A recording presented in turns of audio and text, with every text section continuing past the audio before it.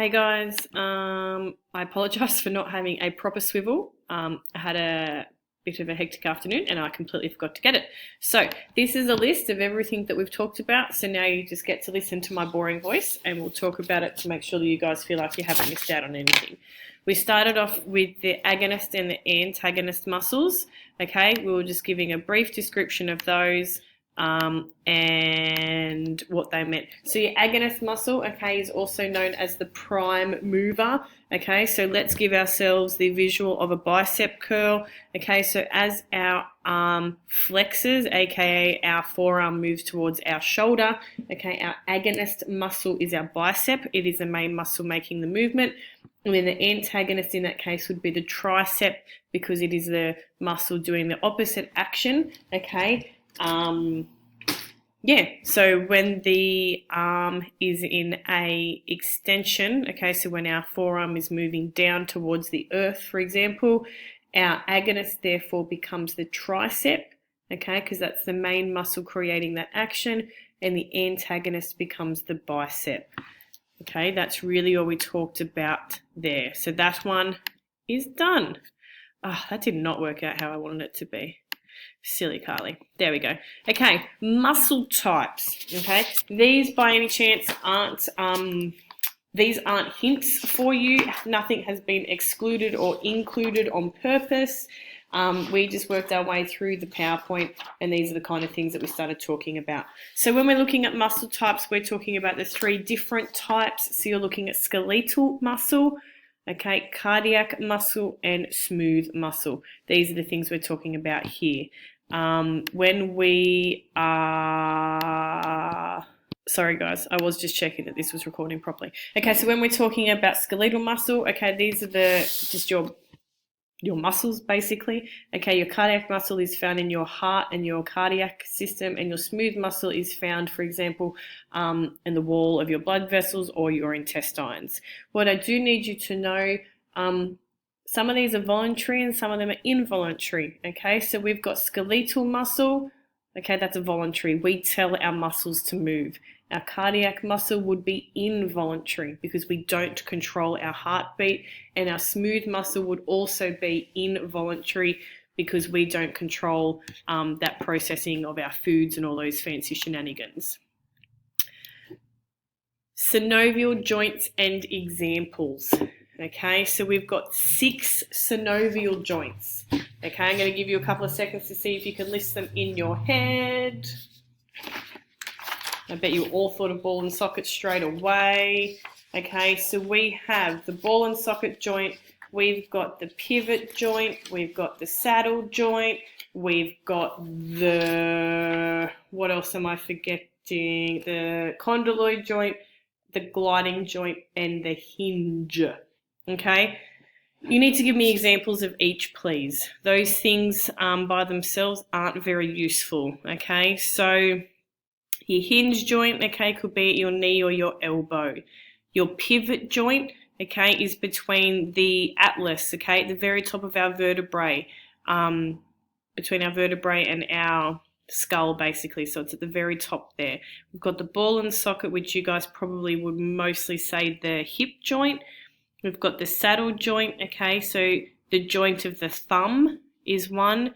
The condyloid joint is between the metacarpals and your radius and ulna. And then the gliding joint is all those little intercarpal joints in your hand. So if you look down at your hand now, the thing that takes the major part of your hand, all those little bones are kind of gliding as we go. I apologise if I stutter over words. I'm having a bit of a doozy this afternoon.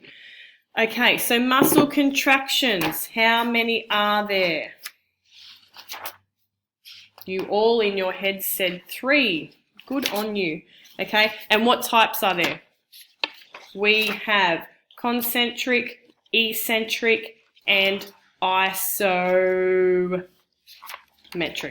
Okay, so when we're looking isometric, okay, that is the muscle contraction where our muscle is contracting but it's not moving.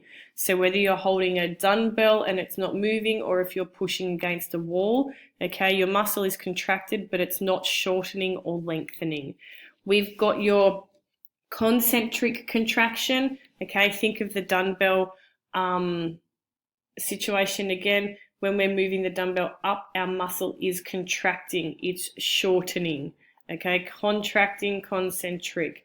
When we're looking at our eccentric contraction, okay, that's the lengthening of the muscle. So we've got that dumbbell and we're bringing it back down, okay. Eccentric is lengthening, bringing it back to earth, as one of the smarty pants said this afternoon. The respiratory system, okay, all we talked about today was labeling it, okay.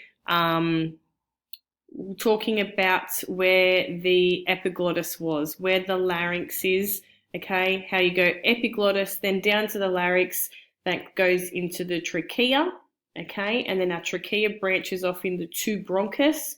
And then once those two bronchus kind of go off, remember we said it looks like a tree, and then it split off into the bronchioles, and then the little balls at the end of that was the alveoli. And then the major muscle at the bottom of that was known as the diaphragm, and that was what was responsible ultimately for pushing that air out and receiving it from the outside environment. I'm trying to think of if we spoke any more about the respiratory system.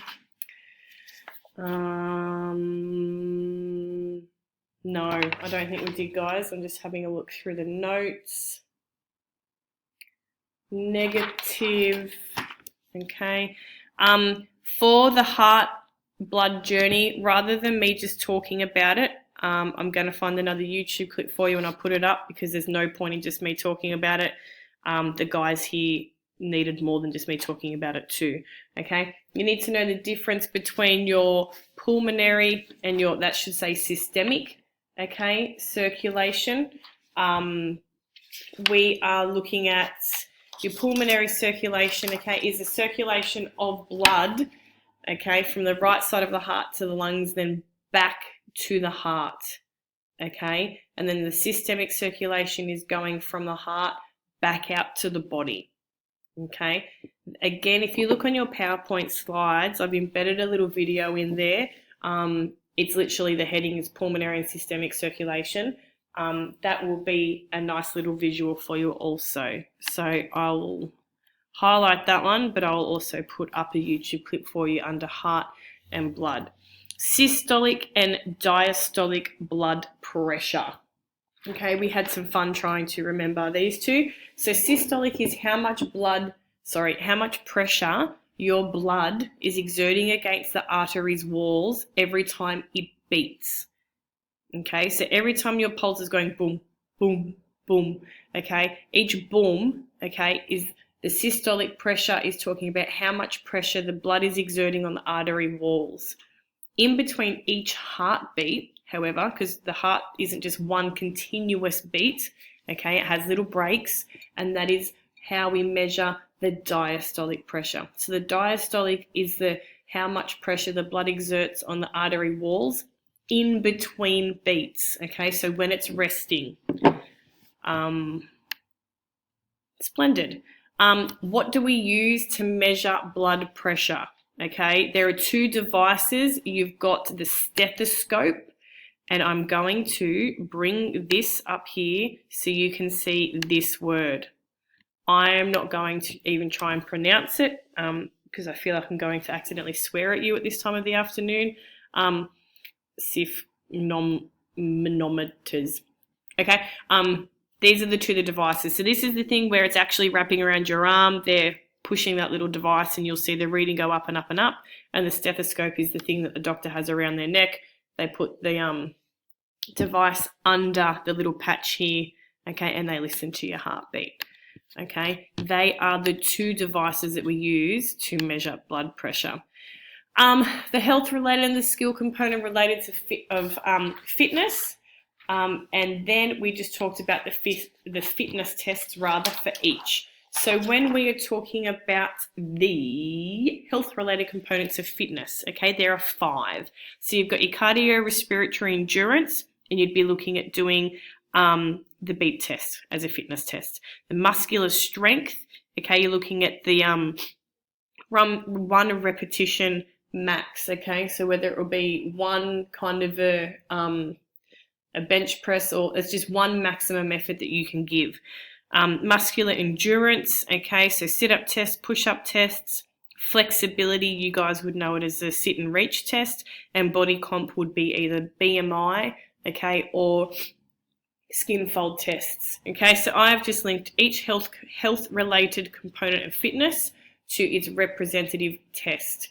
Now we shall do the same for skill related components of fitness. So we've got power, okay, and you'd either do the standing long jump or the vertical jump. Make sure you tell me what type of jump it is. Don't just say jumping. Speed, okay, you'd be looking at sprint tests. For agility, you could do the shuttle run or the Illinois test. For coordination, the hand wall toss. For balance, we could do the stork stand. And for reaction time, you can do the ruler drop test, or Ethan keeps telling me that there is a computer test that you can do. Just be mindful that you need to probably be aware of how to link those together. The FIT principle, what does it mean? Frequency, intensity, time, type. Okay, what we spoke about today is the fact that the FIT principle is relating to aerobic training. Okay, so for frequency, for you to use this and to maintain an aerobic sort of a fitness level, you'd be looking at frequency, you'd be doing it 3 to 5 days per week. For intensity, you'd be looking at 60 to 85% of your maximum heart rate. Time should be no less than 20 minutes, okay, but for best results, you'd be looking at around 30 to 60 minutes in duration. And the type, okay, making sure that it's something to develop your cardiorespiratory system. Don't tell me you want to do a deadlift if you're training for a marathon, contrary to your belief, Nicholas Barbaressos. I just need to check on how much time I've got here. I've got a little bit more. Okay, your immediate physiological responses to training. Okay, so what's happening to your body as soon as you've started doing things? Okay, so we had heart rate. Okay, our heart rate increases. Our ventilation rate, okay, both inspiration and expiration, so breathing in and breathing out, okay, they will start to increase. Your stroke volume, okay, is the amount of blood ejected with each contraction of the heart. Okay, so that starts to increase, and your cardiac output is how much volume of blood you can eject out of a heart over 1 minute. Don't get those two mixed up. And then your lactate levels, okay, they will start to increase as you go. I'm just going to save this one here and finish off here because my recorder's only got 15 minutes. Okay, so I will do a second one. See you soon. Oh, maybe you'll see me now because I started saving instead of getting out of this. Okay, bye.